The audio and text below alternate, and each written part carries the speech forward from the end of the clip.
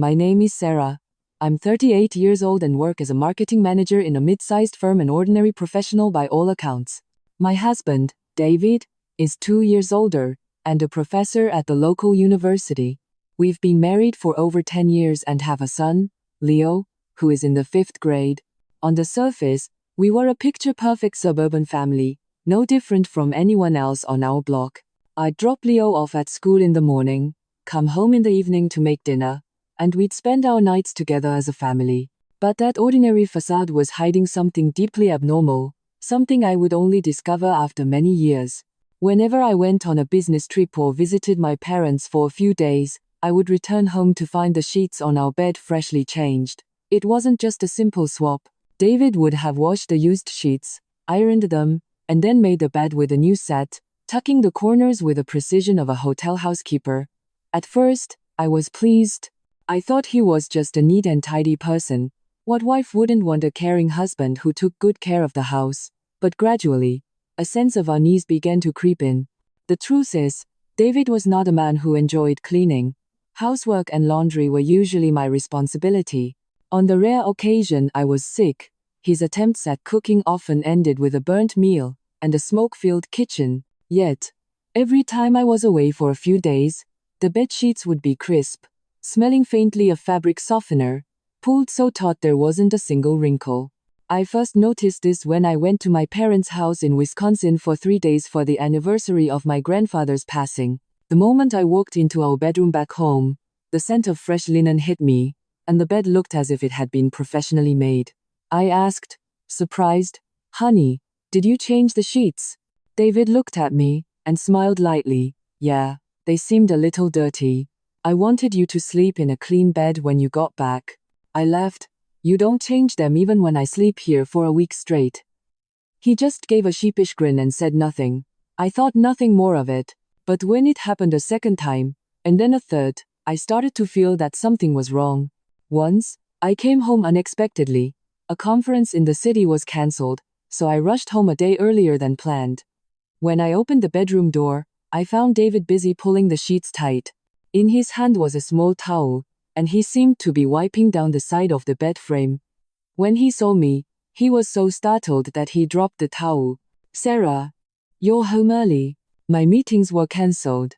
I glanced down at the floor and saw a few reddish-brown stains on the towel he had dropped. I frowned. "What's this?" David looked flustered. "Oh, I was eating some ramen in here and spilled some salsa. I was just cleaning it up." I stepped closer. The reddish stains didn't look like salsa. They were dark and thick, like dried blood. But I couldn't bring myself to question him further. From that day on, all sorts of thoughts began to swirl in my head. I didn't want to be suspicious, but a woman's intuition was screaming at me that something secretive was happening every time I left the house. I didn't tell anyone, not even my best friend, whom I usually confided in about everything. I was afraid that if I voiced my fears, everything would spiral out of control. I didn't want to wrongly accuse my husband, and I certainly didn't want our son to witness any conflict between us. But then, another strange incident occurred. I had a 2-day business trip to New York. Before leaving, I intentionally left the white sheets on the bed, which had a few small, faint stains on them. I even took a picture to remember the exact location of each mark. When I returned, just as I'd expected, the sheets were different. I checked the laundry hamper and the linen closet, but the old sheets were nowhere to be found. When I asked David, he said, "They were so dirty, I took them to the laundromat for a deep clean. I already put them away." I checked the closet again. They weren't there. I started losing sleep. One night, I sat on the couch, tormented by 1,000 questions. Is he having an affair? Is another woman coming to our house when I'm away? Or is he hiding something far more terrible? Why the bed? Of all places. Why the obsessive need to change the sheets? Then I'd laugh at myself. Maybe he really is just being clean. Maybe I'm overreacting. But my rational mind wouldn't let it go. It pushed me, telling me I had to find out the truth. That night, I decided to install a small surveillance camera in the corner of our bedroom. It wasn't because I wanted to spy on my husband, but because I was driven by an overwhelming need to know the truth. I could be wrong, or I could be right. Either way, I had to know. I couldn't live in this suffocating anxiety any longer. A week later, I had another business trip. This time, I left the camera running, set to record for the 2 days I would be gone. I had no idea that my return would be the beginning of a living nightmare. The entire flight back, my heart felt like a lead weight in my chest. It wasn't that my work hadn't gone well. It was because for 2 days, my mind had been consumed by the tiny camera hidden on the bookshelf, nestled behind a potted plant in our bedroom. To be honest, I asked myself a dozen times, what am I doing? A wife, secretly filming her own husband. Do I even trust him anymore? But every time I remembered his evasive eyes, his flustered behavior, and his clumsy excuses, I couldn't find my peace. I couldn't live in a world of doubt. I needed the truth. As soon as I got home, I said hello to Leo, then made an excuse about needing to check something in my work bag and locked the bedroom door. My heart was pounding so hard I could hear the echo in my ears.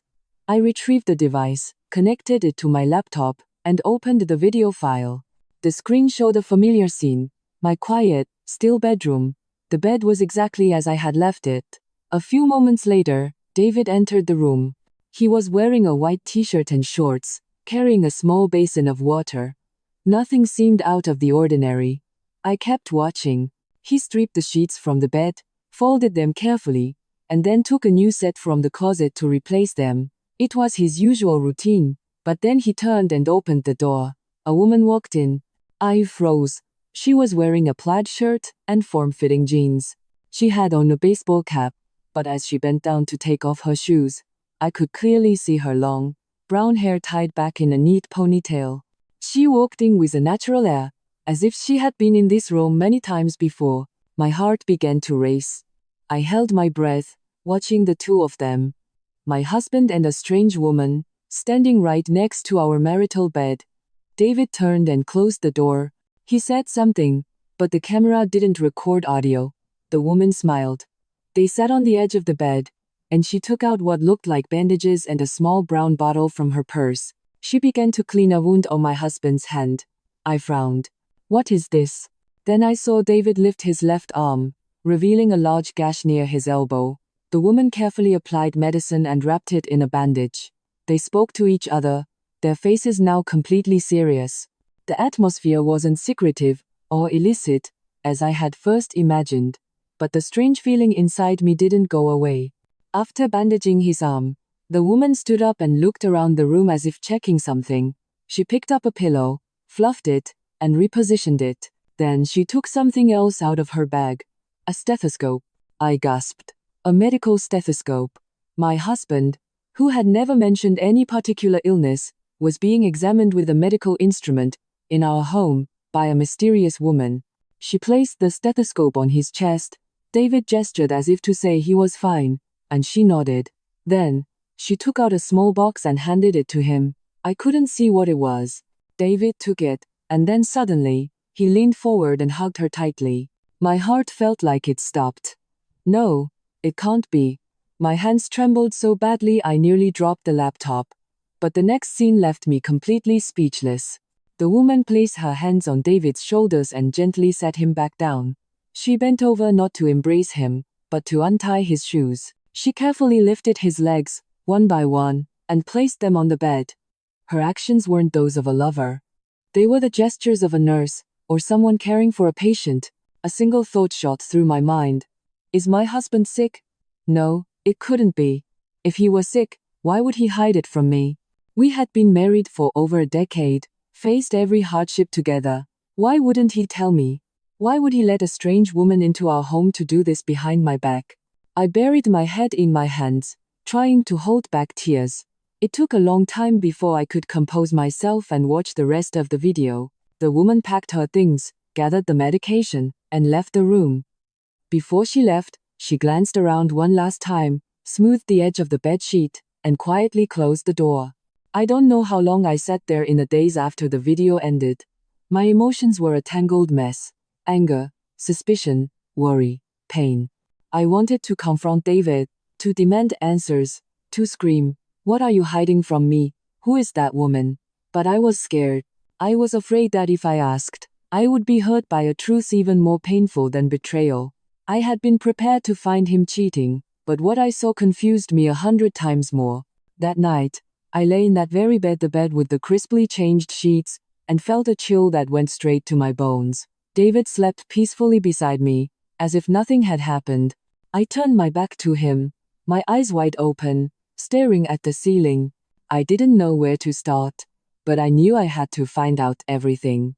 And the first person who came to mind was my old college friend, Jessica, who was now a nurse at a medical center. I decided to meet her the next day. Whatever the truth was, I had to know. Living in ignorance meant living in suspicion, and that suspicion could destroy our marriage. The next morning, I told David I had a coffee date with an old friend. It was the perfect excuse to leave the house without raising suspicion. He just nodded, his eyes as gentle as ever. But to me, now, his every action seemed shrouded in mystery. The more I looked at him, the more he felt like a stranger. It was as if the man who had slept beside me for years was someone else entirely. I met Jessica at a cafe near the hospital where she worked. We had gone to college together, and though we went our separate ways after graduation, we still kept in touch. She was someone I trusted not just for her honest personality, but because she had the medical knowledge I needed to piece together the puzzle tormenting me. As soon as Jessica arrived, I didn't beat around the bush. I opened my phone and showed her the edited clip of the woman entering the room. She watched it intently, then sat in thought for a long time before looking back at me. "She looks familiar," she said. "Let me see that again." I waited, my nerves feeling like 1,000 ants crawling under my skin. Jessica watched the video a few more times, then murmured, "That's right. That's Elena. She's a physical therapist at the Oak Ridge Rehabilitation Center. I've met her a few times during patient transfers. I think she specializes in spinal cord injury patients." Her words hit me like a lightning bolt. I stared at her, my eyes wide. "Spinal cord injury?" Jessica frowned, looking at me with suspicion. "Okay, Sarah, tell me the truth. What's going on with you and the man in this video?" I swallowed hard and looked down. "He's my husband. I have no idea who she is. I only found out a few days ago." Jessica was silent. After a moment, she spoke slowly. "If she's a therapist from Oak Ridge, it's highly likely your husband is receiving some kind of treatment. As I recall, Elena only takes on special cases, usually patients recovering from an accident or surgery, or those with temporary paralysis." She paused, tilting her head. "Do you not know anything about your husband's health?" I felt my heart drop, and my eyes began to burn. I shook my head. He never said a word. I had no idea. I couldn't bring myself to say that I thought he was having an affair. The betrayal? The act of secretly bringing someone into our home. Thinking about it now, I felt a pang of guilt, but who in my position wouldn't have thought the same? Jessica placed a hand on my shoulder. "If you want to know for sure, you have to ask him directly," she said softly. "Or, if you have the courage, you could go to the center and meet Elena, but you need to be prepared for what you might hear." I nodded. "Thanks, Jess." But at that moment, my mind was already tangled in a web of 1,000 hypotheses. That evening, I returned home with a heavy heart.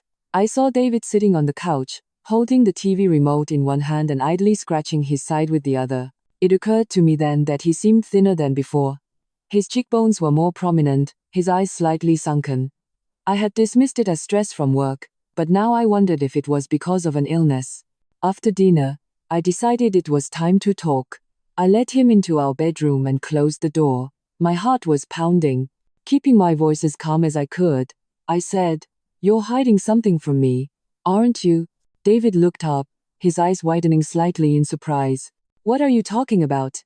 "The woman who came to the house while I was on my business trip. Who is she?" His face changed instantly. He stood up, avoiding my gaze. "You were spying on me." I didn't answer. My silence was enough. David sighed and ran a hand through his hair. After a long moment, he spoke in a low, tired voice. "Since you already know, I won't hide it anymore.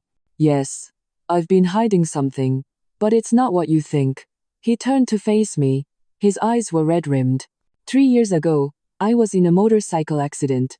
I was on a trip for a conference when a car hit me from behind. I was thrown hard onto the shoulder of the road, The doctor diagnosed it as a mild spinal injury. I hid it from you because I didn't want you to worry. You were already so stressed with your job back then. I was in shock. 3 years? Why didn't you say anything? At first, I thought it would just get better. But as time went on, it got worse. My legs would go numb, my back would ache, and eventually, I started experiencing moments of temporary paralysis in my lower body. The doctor said I needed consistent, long-term physical therapy. I covered my mouth. My world felt like it was crumbling. He continued, his voice choked with emotion. Elena is the physical therapist the doctor assigned to me. She comes to the house, because it's hard for me to get to the center frequently.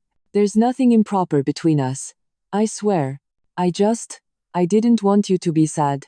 I didn't want you to see your husband weakened, to see that the strong man you leaned on was no longer there. I could barely hear his words anymore. A lump formed in my throat, and tears streamed down my face uncontrollably. I thought of all the times he had turned me down in bed, saying he was tired, that his back hurt, that work was stressful. The times I saw him sitting quietly in a chair, rubbing his lower back. I had just assumed it was normal fatigue, something every man experiences.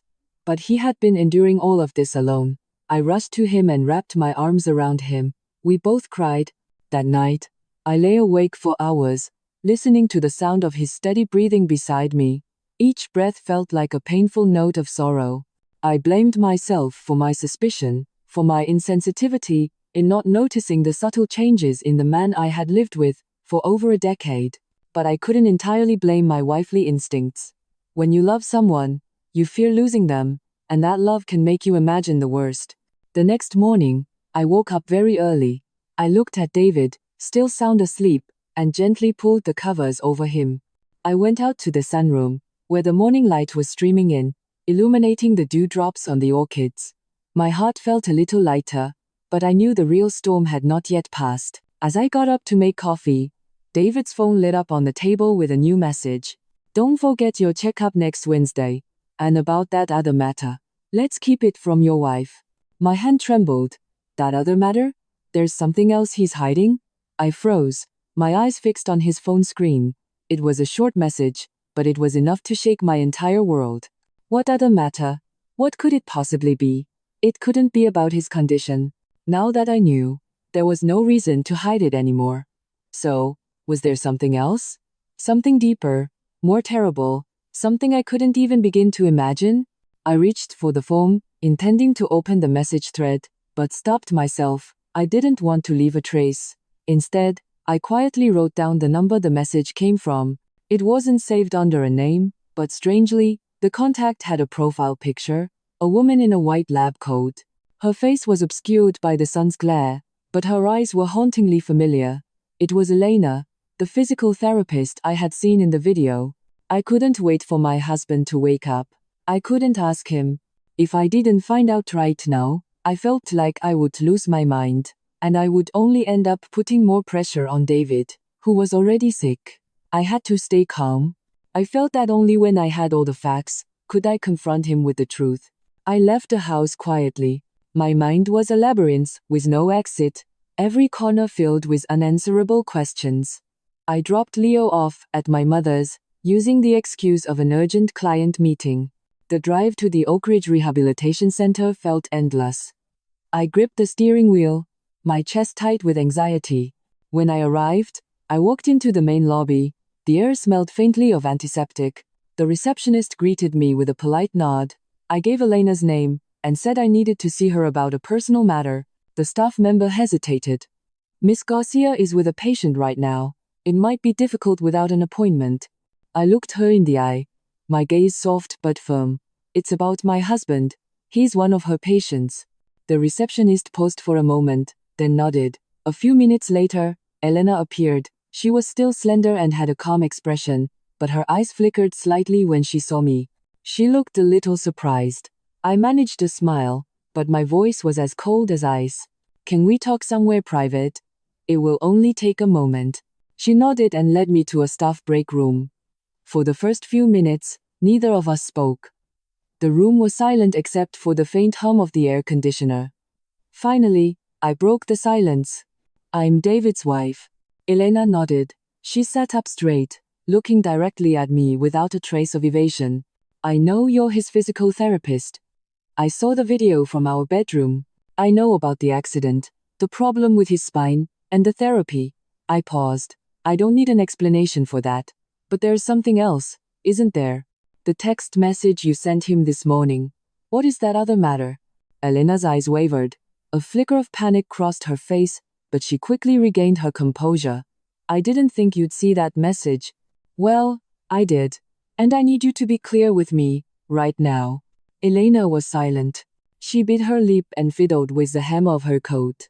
I didn't take my eyes off her. Since you know everything, I suppose I shouldn't keep silent any longer, she finally said. But please, listen calmly. This isn't an easy story to hear. I nodded, my heart pounding. That matter is something your husband asked me never to tell anyone, especially you. What is it? Elena took a long, deep breath and spoke slowly. 8 months ago, David had a fall in the bathroom, a very bad one. Since then, there has been significant damage to his physiological functions. From that point until now, your husband has been unable to perform his role as a husband, both physically and emotionally. I froze, a cold dread washing over me. What do you mean? The nerves controlling his physiological responses were damaged. The doctor said recovery was possible, but it would be very slow. More importantly, he began showing signs of severe depression after that. He refused to talk to anyone, not even a therapist. I was the only person he would let near him. Why? I asked, my voice barely a whisper. Why didn't he tell me? Elena looked at me, her voice softening. Because he loves you, Sarah. He was terrified you would be disappointed. He thought if you knew the truth, you would leave him. Any man would feel the same. For them, losing their ability as a man can be a pain worse than death. I covered my mouth with my hand. Tears began to stream down my face. But this time they weren't tears of anger or suspicion. They were tears of heartbreak. But you have to understand my position, I said. You're not his wife. I'm the one who lives with him every day. I had a right to know. I should have been the one by his side, not you. Elena bowed her head, her voice small. I know, and I'm sorry. I was only following my patient's request. I never intended to cross any lines. You can check all my treatment records. I've done nothing wrong. I nodded. My heart was still shattered, but I understood her words weren't an excuse. There was no deceit in her eyes. She wasn't a woman who had interfered in someone else's marriage, but my husband was carrying an immense burden of pain, and I was the last person to find out. I left the rehabilitation center in silence. It felt as if all sound had vanished from the world. On the drive home, Elena's words echoed in my mind. For all that time, he had been quietly enduring, hiding, and avoiding, not because he didn't trust me, but because he loved me too much, afraid that I would be hurt. And that was the very thing that hurt me the most. When I got home, I saw David in the yard, watering the plants. The sunlight cast shadows on his face, highlighting his noticeably thinner cheeks. I suddenly thought he looked like a tree that had been struck by lightning, hollowed out on the inside, yet still struggling to stretch its branches toward the sunday. That night, I didn't ask him anything else. I just held him, for a very long, very tight time. He was surprised, but didn't ask why. Perhaps he was afraid of the answer. But I knew it was time for me to do the opposite of what he had done. It was time to stop hiding, because I, too, had a secret I was keeping from him, a truth I hadn't yet found the courage to face. The results of my own health checkup from 2 weeks ago, and the tiny life growing inside of me. I sat in the bathroom, one hand on my stomach, the other clutching the test results, the paper trembling between my cold fingers.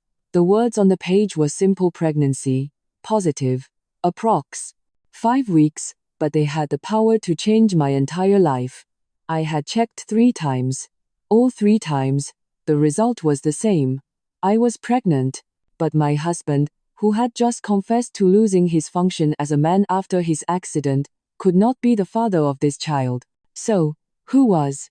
I was not a cheater. I had never once been unfaithful. There had been no other man but David. Even on my business trips, I never had more than 1 drink. Never put myself in a situation that could lead to a mistake. So how could this have happened? I sat there on the cold bathroom floor for a long time, in a daze. The sound of a dripping faucet echoed in my head, like the painful beat of my own heart. I didn't have the courage to leave the room. I didn't know how I could face my husband. Just yesterday, I had held him and vowed to weather any storm together. Now, in an instant, the very trust I sought to protect was being suffocated by this tiny life inside me. I closed my eyes and tried to retrace my steps in time. My last period was a month ago, when I was at my parents' house for my grandfather's memorial. That trip lasted 3 days, and I slept in the same room as my younger sister, Chloe. Nothing strange had happened. I hadn't met any strangers. So where did this baby come from? I shut up, nearly throwing the test results on the floor. This can't be right. There must be a mistake. I have to get it checked again. I immediately called the clinic where I had the blood test done. The nurse's voice on the other end was gentle. "You're welcome to come in for another test, ma'am, but yesterday's results were quite clear. If you have doubts, we can do an ultrasound to confirm the gestational age." I agreed immediately. After hanging up, I told David an urgent matter had come up at work, and I had to go out. He didn't ask questions, just nodded. He probably thought I was still grieving over the news I had just learned. I left the house with a stone in my chest. At the clinic, after the ultrasound and all the retests, the doctor confirmed it once again. I was 5 weeks pregnant, which meant the conception had occurred during the time I was away from home. There was no margin of error. The result was undeniable. I left the clinic with vacant eyes, my steps as heavy as lead. That night, I couldn't sleep. I watched my husband lying quietly beside me. The months of battling his illness had left his face gaunt. How could I tell him I was pregnant, and that he couldn't be the father? How would I bear it if his gaze turned to one of accusation, or worse, shattered despair? The next morning, I decided to confide in one person, the only person I thought could help me piece together the fragmented memories. My sister, Chloe. I drove to my parents' house and pulled Chloe aside to talk in the backyard. When I told her I was pregnant, she looked at me with a confused expression. "Sarah, what do you mean you're pregnant, but it's not David's?" I nodded, my eyes welling with tears. Chloe frowned. "But you were with me that whole time, for 3 days straight. You didn't even leave the house." I nodded again. "I know, but there's something I didn't tell anyone. The morning after I got back from our parents' place, do you remember I felt dizzy? I said I had a bad headache and slept until noon." Chloe nodded. "Yeah? I even made you that lemon tea." I lowered my voice. When I woke up, my body felt strange. My clothes were disheveled, like I'd been touched. I told myself it was just a bad dream, and didn't say anything, but now, I don't know. Chloe's face went pale. She stared blankly for a moment, then blurted out, "Oh my God, Sarah, you don't think that weirdo next door, Rick? He came over that day to borrow some tools. Said he was fixing something." I shot my head up. "Who? Rick? The neighbor's son?" "Yeah. The one who got caught peeping into people's windows a while back. Mom yelled at him so much. He came into the house that day, while you were asleep." Every word was a knife twisting in my heart. Why hadn't I realized? Why had I been so complacent? I had vaguely felt something was wrong, but I had ignored it, not wanting to believe something so horrible could have happened. I couldn't stand properly. Chloe had to support me. I sat there in a stupor for a long time before deciding I had to know for sure. I went next door to the neighbor's house, but not to say hello. I needed to see Rick. I needed to look him in the eye and ask for the truth. But his mother said he had been gone for over a week on a construction job and hadn't returned yet. That night, I went back to the room where I had slept. Looking at the bed, the window, it all felt like it had happened just yesterday. A cold chill ran down my spine. I picked up my phone and called Chloe.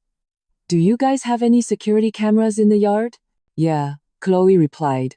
"There's one pointing at the front gate." "Hold on, let me check the recordings from that day." A moment later, my sister sent me a video file. My heart pounded as I opened it, and there he was. I saw Rick walking into the yard, carrying a tool bag. Chloe opened the door, and he grinned as he walked inside. But what made my blood run cold was that as soon as Chloe turned her back, instead of going to the kitchen, as he'd said, he glanced up towards the second floor and then disappeared quietly. 30 minutes later, he reappeared, running a hand through his hair, licking his lips, and smiling to himself. I wanted to scream. I wanted to smash something. I wanted to find him and confront him. But the most important thing was to confirm if I had really been assaulted. If this was true, the child in my womb could be the result of a horrific crime. And that was something I could never accept. I left my parents' house in a state of shock. My mind was a chaotic mess, my spirit empty. What I had just witnessed on that video made me feel sick to my stomach. Rick, who I thought was just an ordinary neighbor's son, was in fact a vile human being. He had come into our house that day, gone upstairs while I was asleep, and slipped out quietly, as if nothing had happened. No one had noticed, no one had suspected, and I, without even knowing it, had become a victim. I couldn't scream, I couldn't break down, and cry on the street. It was as if everything inside me had frozen. With trembling hands, I drove back to the city, my mind consumed by a single thought. I have to know for sure. I had to confirm, by any means necessary, whether I had been sexually assaulted. I could not live with this suspicion, and if this child was the product of a crime, I could not carry it in my womb. The next day, I went to a forensic science center in the city. I didn't have an appointment. I didn't even know what to say. I just stood blankly at the reception desk until I suddenly broke down sobbing. A young receptionist came over and gently guided me to a private room. I told her everything, holding nothing back. She listened quietly, nodding. Afterward, I was led to a private room for an examination and sample collection. I will never forget the feeling of lying on that cold examination table, my body trembling, my heart racing wildly. The doctor explained that since nearly a month had passed, it would be very difficult to find physical evidence, but they collected vaginal swabs, fetal DNA samples, and several other biological markers for comparison. With a heavy heart, I signed several forms. The same question kept circling in my mind. If it's true, what do I do? Do I tell my husband? My mother? Do I go to the police? Or do I just quietly try to forget? 3 days later, I received a call from the forensic center. The tests had detected male DNA in the fetal tissue that did not match David's. The biological markers indicated that I had been assaulted while unconscious. They didn't say much, they just confirmed what I had already suspected. I had been raped, and the child in my womb was the result of that act. I put the phone down and sat motionless in my chair. The room was dark, and it felt as if everything around me had disappeared, leaving only my naked, tattered soul. A woman who had always considered herself strong and wise, had failed to protect her own body, and now, a life was growing inside me, an innocent life, but one whose beginning was steeped in sin. I don't know how long I sat there. When I finally came to, I started to shiver not from the physical cold, but from the chilling reality of not knowing how to move forward. That night, I looked at David, still so gentle and quiet. He had no idea that the wife lying next to him every night was hiding a truth that could shatter everything. I couldn't sleep. I tossed and turned until midnight, then quietly went down to the kitchen and sat alone in the dim yellow light. My mind was a battlefield. If I terminated this pregnancy, I would live with the trauma for the rest of my life. But if I had the baby, I would have to live with unanswerable questions. How could I love a child when looking into its eyes would remind me of the day I was broken? And David, if he knew the truth, would he see me as a victim, or would he see me as a betrayal, even if I was blameless? The next morning, I packed a bag. I arranged for our son to stay with his grandparents. I told David I needed some time to think and was going to my parents' house for a few days. He didn't try to stop me. He just held me tight and said, "Do what you need to do. I'll always be waiting for you." I drove back to my hometown, and this time, I went to the local police department. I met with the police chief, who had been an acquaintance of my father's. I filed a report, submitting the CCTV footage and the forensic results, and told him everything. It was the first time I had spoken the entire story without holding anything back. When I finished, the officer looked at me for a long time, then nodded. "Rest assured, ma'am. We will investigate this. If Rick did this, he will face justice. I nodded, saying nothing more. As I left the station, I looked up at the gray, overcast sky. My heart was still a landscape of wounds, but I felt a little lighter. I had chosen not to be silent. I had chosen to face it. That night, I lay in my old childhood bed, my hand on my stomach. I whispered to the baby inside me, and to myself, if you are truly a part of me, and if your mother is brave enough, I will protect you. But if looking at you only shows me a shadow of sin and pain, then I'm sorry, I can't. I am just a person, not a saint. I couldn't sleep. I woke early the next morning, and took a walk in the backyard. The rose bushes my mother had planted were still in full bloom, their fragrance filling the air. I watched a few butterflies flutter around the flowers. Even when a person's heart is shattered, the world keeps on turning. 2 days later, I returned to the city. David met me at the bus station. It was the same smile, the same gentle eyes, but this time, I couldn't bear it any longer. That evening, after dinner, I sat down with him in the living room. I took his hands, looked him straight in the eye, and said, I have something to tell you. It's a story that might make you never want to see my face again, but I can't hide it anymore. He squeezed my hands, his gaze soft. Tell me. I took a deep breath. And I told him everything, without hiding, without evading. The fact that I was assaulted, the forensic results, and the baby in my womb. Every word felt like a blade slicing through my heart. I cried as I had never cried before. When I finished, silence filled the room. I didn't dare to lift my head. I was terrified to see disappointment in his eyes, to hear words of rejection, to watch him walk away without a word. But then, I felt a warm hand on my cheek. It was him.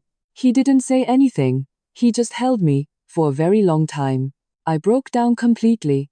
In his arms, I knew I had just passed through the darkest tunnel of my life, but the light was still there. In that embrace, in that forgiveness, in that love. After the long embrace, one that seemed to hold all the pain in the world, David said nothing.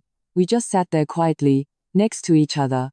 The small room was filled with a warm, yellow light, but my heart was still frozen, as if standing on the precipice between love and collapse. I had confessed everything. There were no more secrets. From the humiliating pain of being assaulted in my sleep, to the shock of realizing the life growing inside me was not a fruit of love but a product of tragedy. A story that sounded like something out of a melodrama had actually happened. Me, an ordinary working woman with a husband, a child, and a loving family. Everything had been shattered in just 1 week. David let go of me and gently wiped my tears with a tissue.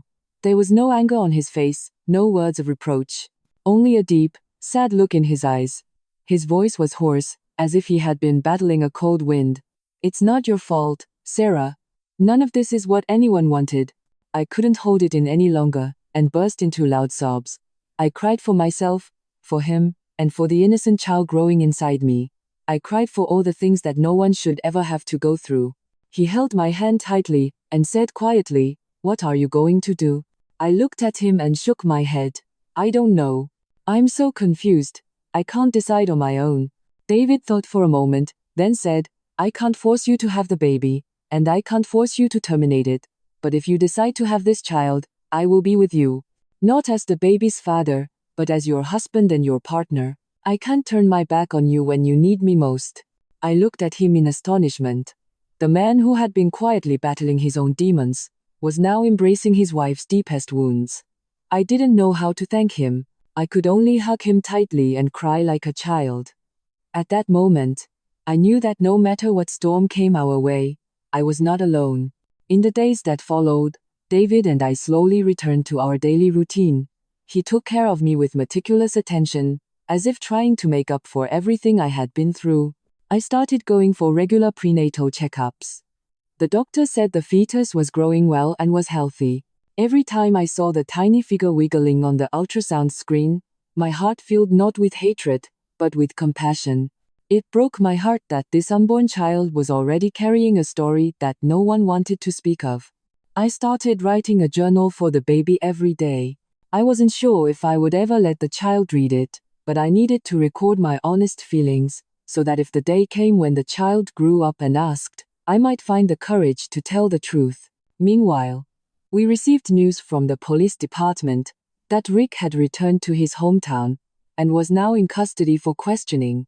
He denied all the charges, but the CCTV footage and the forensic results were undeniable evidence.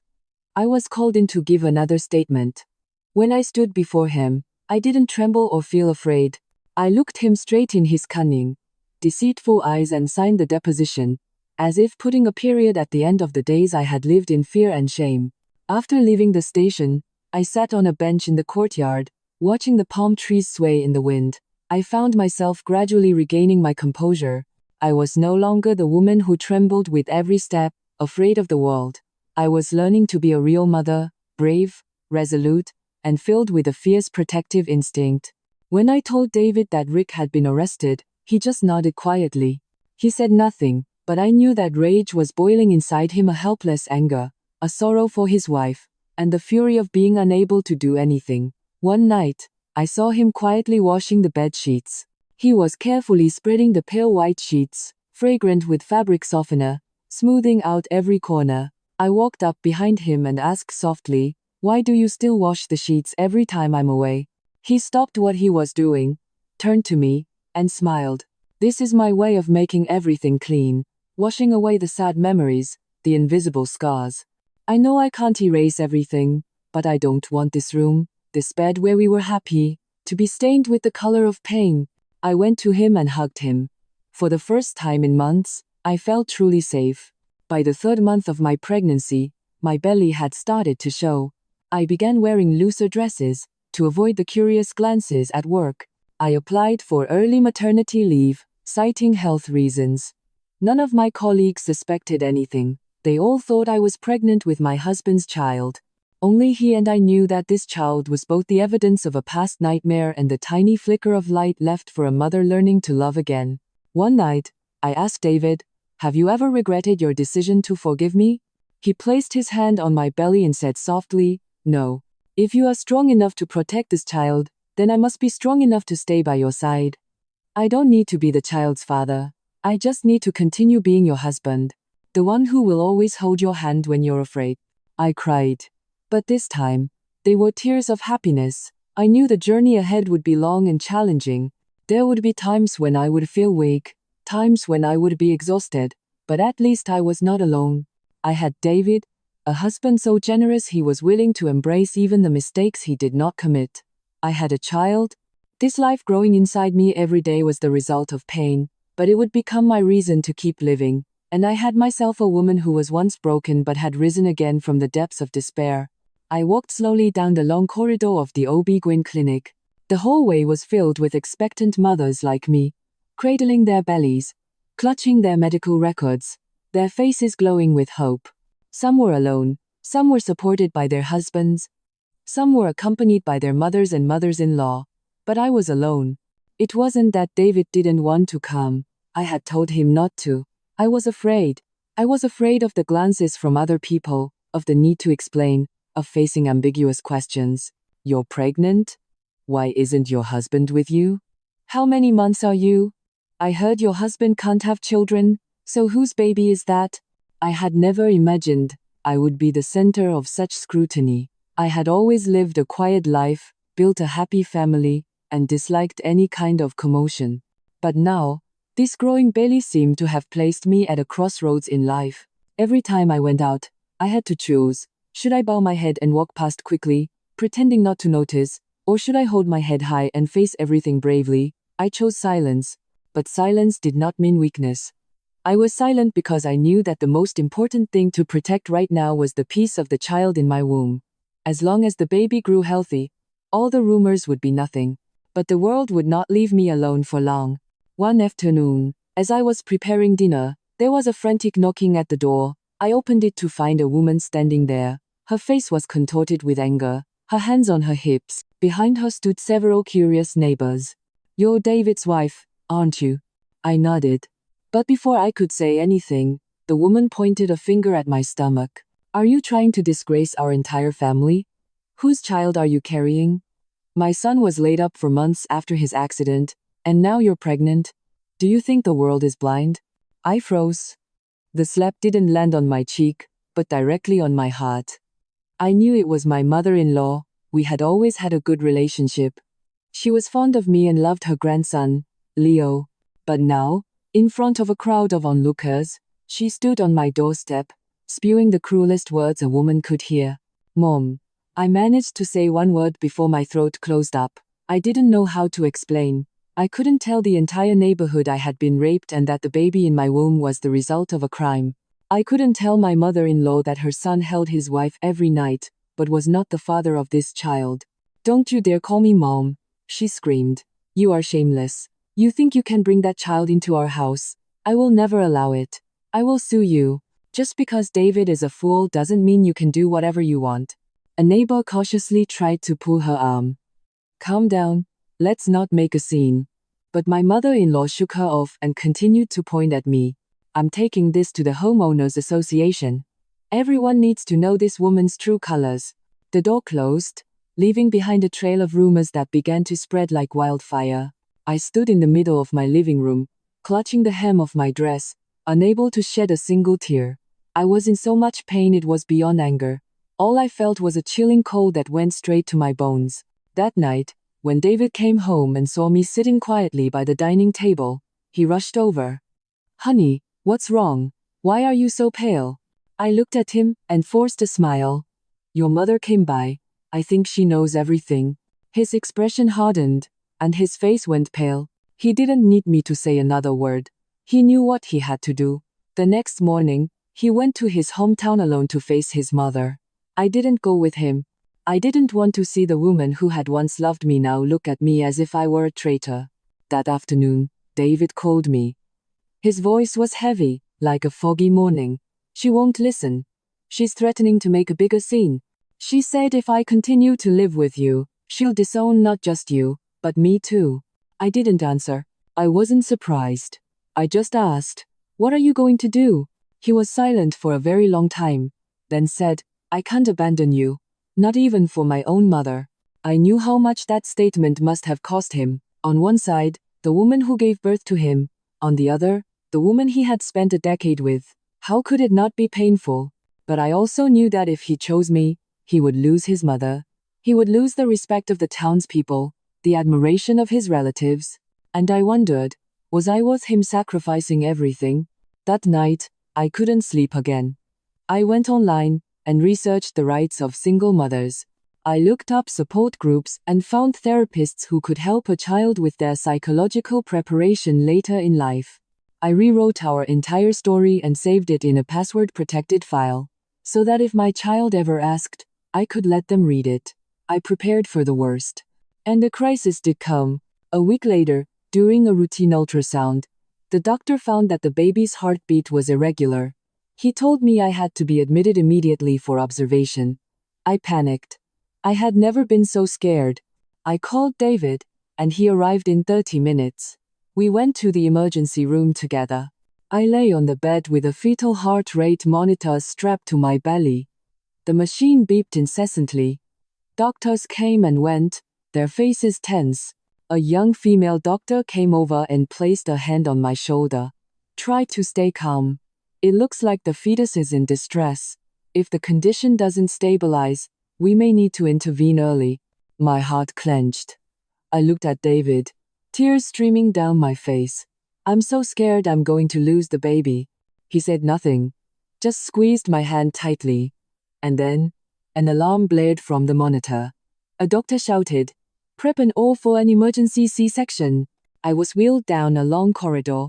The white lights were blinding. The last thing I saw was David's face, growing smaller and smaller behind the closing operating room doors. At that moment, I thought of everything: the unborn child, the husband waiting in fear outside, the mother-in-law who despised me, and this world that I was living in against my will. Before I lost consciousness, I whispered in my mind, "Baby, if you can, please stay with me." The white lights of the operating room were dizzying. The smell of antiseptic was sharp and chillingly cold. I lay on the operating table, my arms strapped down, a blue curtain erected between my chest and my belly. I had never felt so vulnerable. My naked body before a surgeon's scalpel, my trembling heart, and my soul, which felt like it was being torn in two. I could no longer understand what the doctors were saying. All the sounds were distorted, as if coming from a distant world. I knew only one thing. Inside my womb was a life fighting to survive. A child who was not welcomed like other children, who had never dreamed of a normal, loving embrace, but who was fighting fiercely, as if it knew how desperately its mother wanted it to live. A doctor placed a hand on my forehead and asked quietly, "Can you hear me? We're going to administer the spinal anesthetic. Try to relax." I nodded weakly, tears streaming down my cheeks. I had never been so terrified of losing a child. I wasn't sure I had the courage to protect it. But now, as death threatened it, I knew I could not let go. A cold needle pierced my spine, and my vision blurred. I could hear the sound of a scalpel on my skin. I bit my lip hard to keep from screaming. A heavy pressure descended on my abdomen. Someone was pressing and pulling, as if tearing my body apart. Time seemed to stand still. And then, a tiny cry erupted. It grew louder, a sharp wail that filled the room. I burst into tears. A nurse held up the baby, still attached to the umbilical cord, covered in blood. They exchanged some words and rushed the baby away. I never got a clear look at its face. I only heard one phrase echo through the noise. "It's a boy. 4 pounds, 10 ounces. Weak, but responsive.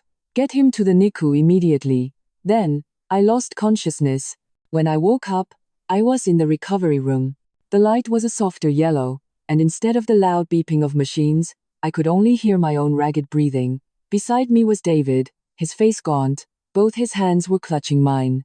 When I opened my eyes, he shot up, his own eyes filled with tears. "You're awake. You have no idea how scared I was." I smiled weakly, and managed one question. "The baby. How is the baby?" He held my hand and said quietly, "He's still weak, so he's in an incubator. But the doctor said he's past the critical stage." I burst into tears. Not tears of pain anymore, but tears of relief. My baby was alive. The child I had hesitated to bring into the world, the child the world looked at with suspicion, the child my mother-in-law had cursed, was now taking fragile breaths to be with me. I was hospitalized for nearly a week. Every day, David came early and left late. He never left my side, caring for me as he did when we were first married. But there was one thing. His eyes, though still gentle, had something different in them. It was as if he was hiding something from me. When I asked, he wouldn't say. When I was silent, he was even more silent. The day I was moved to the maternity ward, I held my baby for the first time. He was tiny and red, his eyes squeezed shut, his fists clenched tight. The feeling was indescribable. I knew he was the result of pain, but in that moment, my heart softened, and all the resentment and hatred melted away. I held him to my chest and whispered, "Mommy's here. No matter what happens, Mommy will protect you." That night, David sat by my bed and watched me for a long time. He took my hand and said, "Sarah, there's something I need to tell you, but I don't know where to start." I looked at him gently. "What is it?" He sighed and took out a piece of paper. It was a DNA test result. I froze. He continued, "I asked the doctor for a hair sample from the baby. I ordered a test. I know I shouldn't have, but I needed to know the truth for certain before we made any final decisions." I stared at him, speechless. My heart felt like it had stopped. He handed me the paper, and with trembling hands, I opened it. Paternity relationship, confirmed. Probability, 99.98%. I was at a loss for words. I looked up, my eyes wide with disbelief, as if I couldn't trust what I had just read. I stammered, How is this possible?" He was just as baffled. "I don't understand it either, but the results are completely accurate. I had it done at 2 different labs. Both came back the same." I held the paper and looked at it again, closely. Every letter seemed to touch the deepest part of my soul. He's your son," I stuttered. "But you said you couldn't." He nodded. "I know.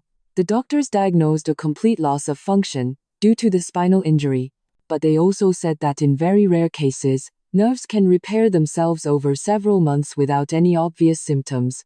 It's possible. Maybe it was the last time before the accident got really bad. Or maybe you got pregnant during a period of recovery that was faster than we expected." Don't you remember? Before you went to your parents' house, we were together a few times. I froze. I remembered. It was true. I had just gotten out of the shower, and he had initiated it. I was surprised at the time, because he had told me he'd had no sensation for so long. But I didn't think anything of it. It had happened so naturally. Perhaps this child was conceived on that very day.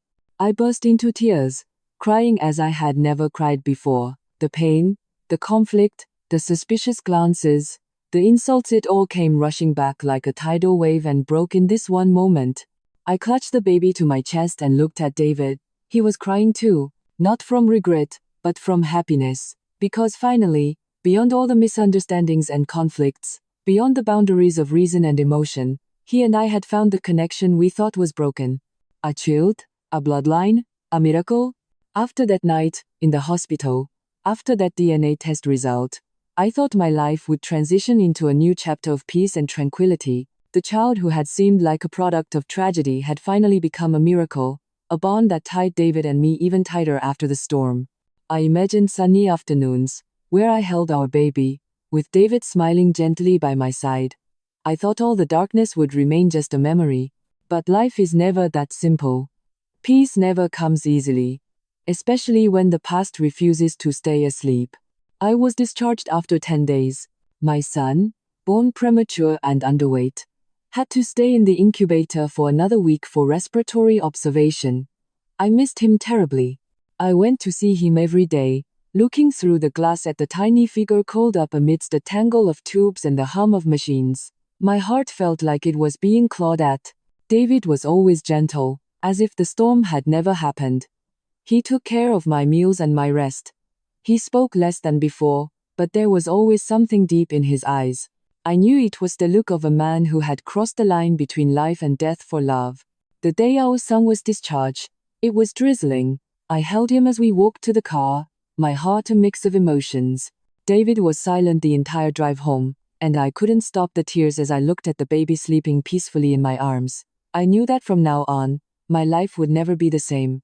I was no longer an ordinary woman. I was a mother who had stood at the crossroads of love and hate, of keeping and abandoning, and had chosen love. When we got home, I placed the baby in the small bassinet next to our bed. Everything had been meticulously prepared. The bedroom was spotless, with a faint scent of lavender oil in the air.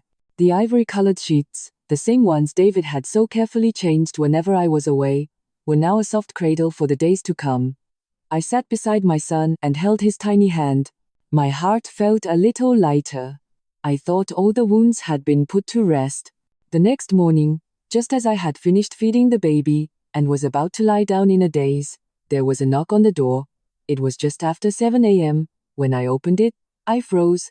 It was my mother-in-law. She was dressed in a tasteful, conservative dress, her hair pulled back neatly. Her face was not as harsh as before, but terrifyingly calm. She neither smiled nor cried. She just looked at me and said curtly, "May I come in?" I opened the door and let her in. My heart pounded wildly, and the air in the house felt thick and stagnant. She glanced around before her eyes landed on the small bassinet where my son was sleeping soundly. She walked over and stared at the baby for a long time. When I approached to say something, she turned and asked in a low, even voice, "Is he truly my grandson?" I nodded. "Where are the test results?" I quietly went to the bedroom, retrieved a copy of the DNA test, and handed it to her. She took it and slowly read it, line by line. I saw her eyes mist over, and a single tear fell onto the paper. I thought she would apologize, or at least admit she was wrong to have humiliated me in front of the neighbors. But she didn't. She looked up, stared me straight in the eye, and said coldly, "Now, you will come back to our hometown with me. You will bring this child and present him to the family elders. This child is a descendant of our family. We cannot let him grow up here like an illegitimate child. He deserves to have his name in the family records, and you have a responsibility to prove to the family that he is the legitimate heir." I was stunned. "Mom, what are you talking about? I'm still David's wife. There's no need for that." She cut me off sharply. "You are his wife. But when you were pregnant, the whole town knew my son was incapable. What do you think people will assume this child is? If you don't come to our hometown, If you don't show these test results to the family elders and properly establish this child's identity, what status will he live with? My throat felt tight. For the first time, I began to understand the pain of a woman who had lived her life in the shadow of etiquette, family lineage, and public face. To her, this child was not just a grandson. He was the honor of a family that I had shamed in front of the entire community. She didn't need an apology, she needed a public validation. I looked at my tiny son. He was sleeping peacefully, completely unaware that the world outside was filled with countless judgmental eyes, prejudices, and malicious tongues. I squeezed his tiny hand and looked up at my mother-in-law. "I'll go," I said. "But not to prove my innocence. I'm going to protect my son's identity. I will not let my son grow up with his head bowed, hearing whispers that he's a fatherless child. I will go, but on one condition." She frowned. "What condition?" I spoke slowly. "In front of the family elders, the townspeople, and everyone who humiliated me, you must state clearly that you were mistaken, that this child is your legitimate grandson, and that I did not betray my husband. If you have the courage to do that, I will go. If not, then I'm sorry. But with all the pride of a mother who has been through hell and not broken, I will raise my child on my own." My mother-in-law stared at me for a very long time. In her eyes, once filled with contempt and scorn, something different flickered. It wasn't arrogance, and not yet remorse, but something akin to acknowledgement. Finally, she sighed and nodded. "Fine, I'll do it." That morning, I woke up earlier than usual. It wasn't because the baby was fussy or because I was tired. It was because I hadn't slept a wink. It was the night before returning to the hometown where my mother-in-law had screamed at me, calling me a shameless woman. The night before I had to present my son to the family elders, like an exhibit to prove the family's honor. Ironically, a mother's honor had to be bartered with a single sheet of DNA test results. I looked at my sleeping son. His tiny, rhythmic breaths were like a clock ticking in my heart. An innocent little life, yet he had been at the center of all the whispers behind my back for months. I quietly lifted him and held him close to my chest, as if vowing never to let him go. David had already packed our bags.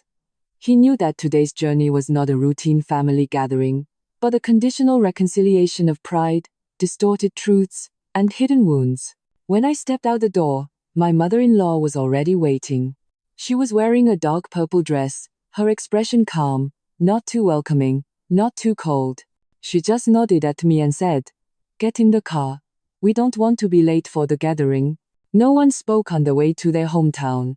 David drove, I sat in the back with the baby, and my mother-in-law sat in the passenger seat.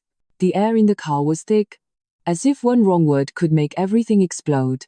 We arrived just as all the family elders were gathering to prepare for a large family meal. The yard was full of relatives. Some were setting up food, some were washing dishes, some were sitting and chatting. But as our car pulled through the gate, all eyes immediately turned to the three of us. No one spoke to us. There were only whispers. "Hey, isn't that the eldest son's wife? The one they said didn't know who the baby's father was." "Yeah. What is she doing here?" The nerve. I held my son tighter. He seemed to sense the tense atmosphere, squirming and burying his face in my neck. His little hand clutched my shirt, as if searching for safety. I kissed his forehead lightly, and whispered in my heart, "Mommy's not afraid. You don't be afraid either." My mother-in-law walked to the center of the yard, in full view of all the relatives. She held up a piece of paper and said in a clear voice, "I am Eleanor, the matriarch of this family. Today, in front of all the family elders, I have an official announcement to make regarding my daughter-in-law, Sarah, and my grandson." Everyone held their breath. Due to some misunderstandings in the past, I spoke inappropriately to my daughter-in-law. I had doubts about the identity of this child. But now, with DNA test results from 2 reputable medical institutions, I can confirm that this child is the biological son of my son, David, and the legitimate heir of our family. A murmur went through the crowd. Someone clicked their tongue. "Is that true? I thought her husband had an accident." Another person cut in. "My goodness, what a terrible misunderstanding." My mother-in-law held the paper higher, as if to quell all the rumors, and added, "I was wrong. I apologized to my daughter-in-law. From now on, I expect no further discussion of this matter. I hadn't expected an apology from her. But when I heard those words, my heart skipped a beat. Everyone wants to be vindicated, no matter how late it comes. I held my son, walked to the center of the yard, and bowed deeply. Thank you, Mom. Thank you to everyone for listening to the truth. A few people came over to look at the baby and patted David on the shoulder. Your grandson is very handsome. He looks just like David when he was little. He does. He used to scrunch up his face just like that. I saw the gazes of some people shift from suspicion to surprise, from prying to cautiousness. But there were still some who wouldn't let it go. Among them, I saw my mother-in-law's older sister, my great-aunt, standing with her arms crossed, staring at me. She said in a clear voice, "In this day and age, you can't trust a piece of paper like that. I just hope history doesn't repeat itself." At her seemingly casual remark, everyone fell silent. I looked at David, and he frowned. My mother-in-law's face went pale. The great-aunt continued, "Let me spell it out for you. Back in the day, Eleanor David's mother, she got pregnant while her husband was away in the army. The whole town still remembers that incident. There were people who had their doubts back then too. The air grew thick. Everyone held their breath. I turned to look at my mother-in-law. She stood rooted to the spot, her face drained of all color.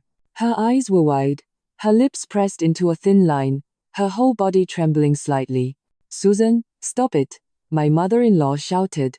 "What nonsense are you talking about?" The great-aunt sneered. "Am I wrong? Can you swear that David is that man's biological son?" A loud smack echoed through the yard. My mother-in-law had slapped her sister across the face. The entire yard erupted in chaos. It was as if a bomb that had been suppressed for too long had finally detonated. I stood there in a daze. David rushed to his mother's side, supporting her and asking urgently, "Mom, what is this all about?" My mother-in-law pushed David's hand away and stumbled back a few steps. Her eyes were vacant, like someone whose lifelong secret had just been ripped open. She stammered, I'm so sorry. I never meant for you to find out this way." I saw David freeze, as if turned to stone. In that moment, I realized the biggest secret was not my own suspected infidelity, but the fact that my generous husband, David himself, might not be the biological son of the man he had called father for 40 years. And now, everything was beginning to crumble. The air in that yard was suffocatingly heavy. After my mother-in-law slapped her sister, the crowd murmured, and all eyes were fixed on her, as if awaiting an answer. David stood frozen, staring blankly at the woman he had always believed to be a paragon of love and integrity, a mother who had never lied. He couldn't speak, couldn't move. It was as if his entire soul was bound by an invisible thread between truth and belief, and that thread was about to snap. I looked at my mother-in-law. She was trembling, her hands clasped tightly in front of her chest. Her usually stern face was ashen, like someone who had just fallen off an endless cliff. She was no longer the strong woman who had demanded I bring her son for inspection. No longer the person who had proudly declared she would protect the family's honor. In that moment, all I saw was a mother on the verge of collapsing under the weight of a secret she had buried for nearly half a century. Finally, she lifted her head, her eyes brimming with tears. "Yes," she said. "I've hidden it for decades. I intended to take this secret to my grave. But today, it seems heaven will not let me hide it any longer." She turned to David, her eyes filled with sorrow. "David, you have always been my greatest pride. But you are not your father's biological son." The whispers grew louder. I saw David flinch. His eyes were empty, his mouth hung open, but no sound came out. He took a step back. I moved to his side and squeezed his hand. It was ice cold and trembling slightly. My mother-in-law took a deep breath, and though her voice was hoarse, she began to speak clearly, each word like a knife cutting through her own heart. "Your father. He was stationed overseas for years. We had no contact. I was living alone in an empty house. My youth felt frozen. One day, I was assaulted by a man after leaving the market. I wanted to report it to the police, but I was afraid of the scandal. I went home quietly and told no one, and then, I found out I was pregnant. I wanted to terminate it, but when I was on the table, I couldn't go through with it. I gave birth to you in secret. Then, your father suddenly returned home. I couldn't bear any more shame, so I begged him to keep my secret, and he agreed to raise you as his own son. As I listened, tears were already streaming down my face. I held David's hand tighter. He was still motionless, standing silently, his eyes fixed on his crying, confessing mother, words that no child ever wants to hear. She continued, I didn't love that man. I can't even remember his face clearly. But I loved you. Every day, every month, watching you grow up to be such a kind and filial son. I wanted to tell you the truth, but I was afraid you would hate me, and my biggest fear was that you would no longer see me as your mother. David took a ragged breath. His face was expressionless, but I knew a storm was raging inside him. After everything we had been through, he was now the one being pushed into the deepest pain. A devoted son who had loved his mother and father, only to suddenly learn that he shared no blood with the man he had called father for 40 years. And the mother he considered a symbol of virtue was actually a victim who had hidden a lifetime of pain. No one spoke. The yard was completely silent. I could hear the wind rustling through the banana leaves in the garden, the pitter-patter of children's feet, the clatter of dishes from the kitchen. After a long while, David finally spoke. His voice was thick with emotion. Mom, he said, I don't blame you. You did nothing wrong. You were the victim. You raised me to be a decent human being. You taught me how to live right. You will always be my mother. My mother-in-law burst into loud sobs and collapsed to the ground. David rushed to her, held her, and embraced her like a young child. The people around them held their breath, then one by one, they nodded and sighed. Some wiped away tears. I felt everything melt away. The shackles of suspicion, resentment, honor, and shame all seemed to dissolve in that embrace. An embrace of forgiveness, of generosity, of a sacred maternal love that nothing could break. That day's family gathering was not a show of honor, but a confession of truth and love. My son had his name officially entered into the family records as the direct heir. My mother-in-law held her grandson in her arms and cried. She said this was the greatest gift from heaven, a true grandson born of love, not pain. That night, I sat with David on the old wooden bench his father had left behind. He leaned his head on my shoulder and let out a long sigh. When I had my accident, I thought my life was over. I felt like I wasn't a man anymore. Then you got pregnant. At first, it was a shock, but it turned out to be the only hope that pulled me back up. And now, knowing the truth about my mother, I'm not angry. I just feel heartbroken for her. I nodded and looked up at the starry sky beyond the eaves. My son was sleeping soundly in his bassinet inside. A strange feeling washed over me, a mixture of sorrow and warmth. It was as if all the past pain had been for this one moment, sitting here next to this man, next to the child I once thought of getting rid of. Life is strange. Some pains seem like they will destroy us forever, but they turn out to be the catalyst that glues the broken pieces back together. Some secrets make us fearful, but when spoken with courage, they become the threads that connect our hearts. I wanted to give up, but I didn't. And because of that, I have the family I have today. Not a perfect family, but a true one.